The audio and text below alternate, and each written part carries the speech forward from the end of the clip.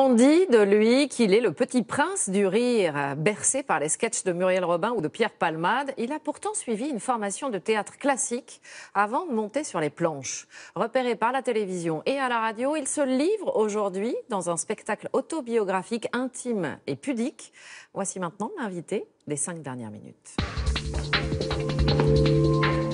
Bonjour Élise. Et cet invité, c'est Vincent de Dienne. Bonjour. Ah là là, c'est trop la classe. C'est trop la classe. Et ben nous, on est trop contents parce que ça fait un bout de temps qu'on vous a repéré et qu'on voulait vous inviter. Et là, ça tombe bien parce que vous présentez votre premier seul en scène. C'est comme ça qu'on dit en français. Ouais. Il est intitulé « S'il se passe quelque chose ». C'est au Café de la Danse à Paris jusqu'à la fin de l'année. Je le disais en vous présentant, c'est un spectacle autobiographique. C'est pas évident de se mettre à nu en scène. Pourquoi vous avez fait ce choix ? Parce que je cherchais, ça m'est venu très naturellement, je me suis pas dit de quoi je vais pouvoir parler, j'ai senti que ça allait être la matière avec laquelle j'allais pouvoir le plus rigoler, moi. Ma vie, mes trucs, mes conneries, mes bêtises, mes drames, mes trucs un peu, mon côté à côté de la plaque, en même temps mon côté ringard, enfin... Tout ça, je me suis dit, ça va me permettre d'avoir de l'autodérision, parce que j'adore ça, l'autodérision. Oui, mais alors, il y a de l'autodérision, mais pas seulement, parce que, je le disais, c'est intime, c'est pudique, vous vous mettez à nu, alors, dans tous les sens du terme. Il faut raconter le début du spectacle, quand même. Faut raconter le début? Non, faut pas raconter, il faut dire aux gens de venir voir. Alors, faut leur dire que vous vous mettez à nu dans tous les sens du terme. Ouais, dans tous les sens du terme, on peut le dire comme ça. Bah oui, je fais une entrée un peu... En fait, je m'habille pas dans la loge. C'est pas dans la loge que je m'habille. Voilà, ça c'est un bon teaser. C'est à ce point autobiographique, je crois que vos parents adoptifs ont appris votre homosexualité sur scène. Oui, bah d'ailleurs mes parents adoptifs qui vous embrassent, Élise, parce que j'étais chez eux encore ce matin en Bourgogne. Ben oui, en fait, ils sont venus voir le spectacle et comme j'avais pas envie de m'interdire des choses en me disant j'aime bien jouer à la frontière de la pudeur et de l'impudeur. Ça me passionne, même quand je suis spectateur de films ou de littérature, quand je lis. C'est cette frontière-là qui me rend, je sais pas, qui m'hérisse les poils et qui m'embue les yeux. C'est ça que j'adore. Donc, je flirte avec ça et je me suis dit, je vais pas m'interdire des sujets ou des bons mots ou des réflexions parce que je vais avoir dans la salle mes parents ou d'autres gens, vous voyez. Alors, c'est autobiographique, c'est pas narcissique, et ça, c'est important de le dire. Ah, ça me fait plaisir, ça. Ouais. Et puis vous n'êtes pas privé de jouer d'autres personnages.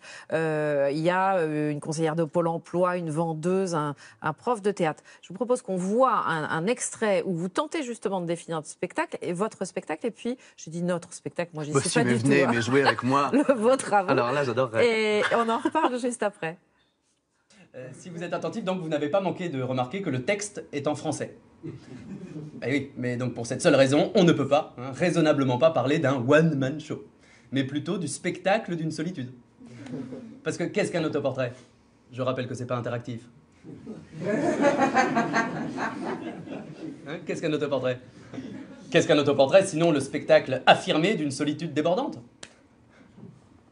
Non. Mais, en fait, comme j'ai fait une école de théâtre assez sérieuse, où j'ai appris à jouer les grands textes avec des gens très sérieux, un peu austères même parfois, qui disent Strindberg, ah, Strindberg. Et à qui il faut répondre oui, oui, Strindberg. Tchekhov, ah bah Tchekhov, oui. Bon. Faire un one-man show, ce serait bizarre. Si, ce serait bizarre. Ce serait un petit peu comme si un trader surpuissant de la City grattait un tac au tac pendant sa pause déjeuner. Ça ferait pas sérieux. Voilà, vous disiez en vous présentant, vous avez appris le théâtre avec Molière, Shakespeare, vous en parlez, ou Tchekhov, vous en parlez dans l'extrait. Mais votre idole reste Muriel Robin, vous lui rendez hommage sur scène.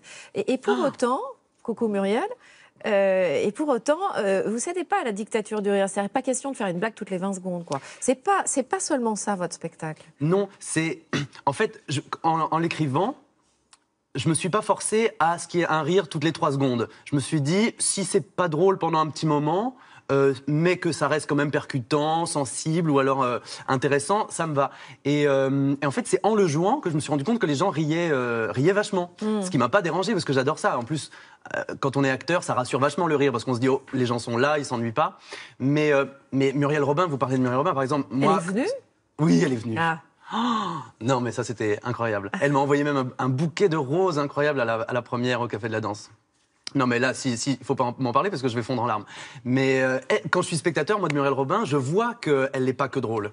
Et ça, moi, ça me remplit l'intégralité de mon cœur de spectateur. Je rigole et en même temps je rigole pas. Et ça, j'adore ça. Il y a beaucoup de sincérité dans ce qu'elle fait, aussi dans ce que vous faites. Parce que peut-être aussi parce que c'est un rêve de gosse.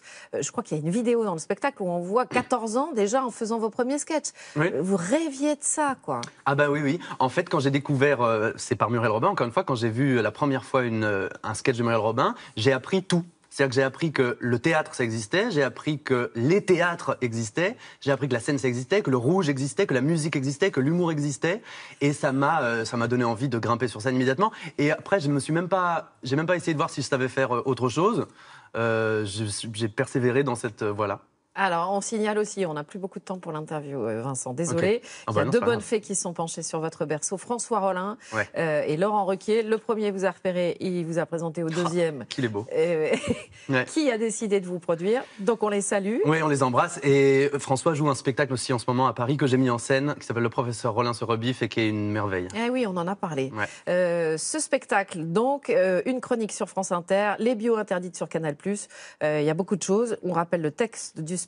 S'il se passe quelque chose, c'est au Café de la Danse à Paris jusqu'à la fin de l'année. Merci infiniment, Merci, Élise. Vincent de Dienne, à très bientôt, d'être venu sur notre plateau.